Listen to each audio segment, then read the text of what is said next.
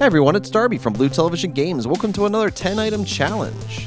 Jennifer actually got randomly picked for this one. She picked pipes, conveyor belts, question mark blocks, springs, mushrooms, bob-ombs, clouds, piranha plants, Bowser, bullet bill blasters, and as always, we will also get ground pieces and checkpoints. The idea of the 10-item challenge is to only use the 10 items given by a randomly picked comment. Be sure to post your 10 items in the comments below for a chance to be selected for the next video. And if you make your own 10-item challenge level, post the course IDs in the comments below as well, and I'll try to play a bunch of your levels. I can't play them all, but I'll try to play a bunch of them. I'm going to go ahead and show you the level I created, and if you want to stick around to the end, I'll show a time-lapse of me creating the level as well.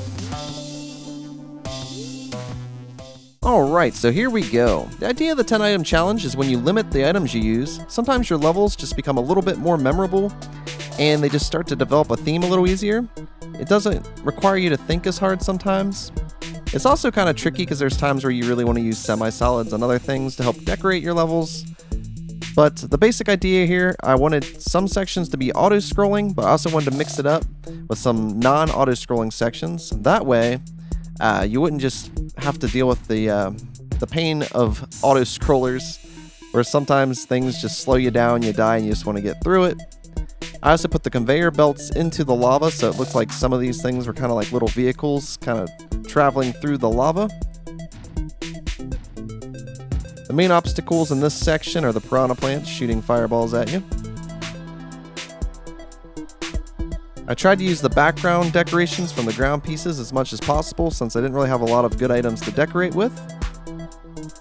I put these piranha plants on springs like the one I passed back there, kind of make up for not having lava bubbles. I thought it created a similar obstacle. Here's an obstacle I'll use quite a few times where I'll put a bob-omb on top of a piranha plant. You can use it to bounce off and not get hurt by the piranha plant. Here's this trick that I always like to use where you put the bob-omb surrounded by breakable bricks.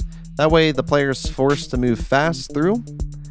And I needed to include clouds somewhere here and there, so I put them on the sides of the conveyor belt. Here I added more of those bouncing platforms that I made with the bob-ombs and piranha plants. You can skip the one back there if you desire. If you go down to those question mark blocks, there's another power-up. I tried to make this a normal to expert style level. Nothing too hard here, but a lot of times I always think my levels are easy, and then when I see the clear rates, I realize they're harder than expected. This is definitely one of the harder sections, where I use a lot of repetition here though. The main idea is to keep your eye on the fireballs. Use the bill blasters or the bullet bills to help traverse the level. They definitely help you more than they harm you as long as you don't bounce real high off of them. We hit this checkpoint here, and it leads us to this really cool boss fight. I'd like to do more with this. I was kind of limited with the items I had, but I really like the idea of this boss fight where Bowser actually unleashes bob-ombs. Once the bob-ombs blow up, we're able to travel down farther. Then you can actually start activating the bob-ombs as well. The only thing you have to be really careful about in this is to not trap yourself. This part can be a little tricky, and that's why I eventually moved the checkpoint to right before this battle.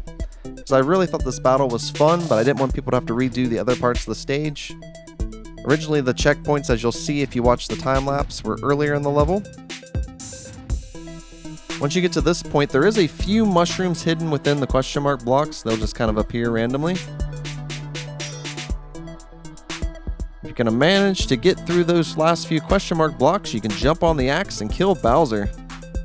I think the boss fight's probably my favorite part of this 10-item challenge, but I thought the whole level came together quite traditionally. I thought it was a lot of fun, and I think it just, once again, turned out pretty well just because I limited the items I used. Now, if you do want to see me create the level, just stay tuned and you can watch the time-lapse after this. Thanks so much for watching, guys, and until next time, I'll see you around.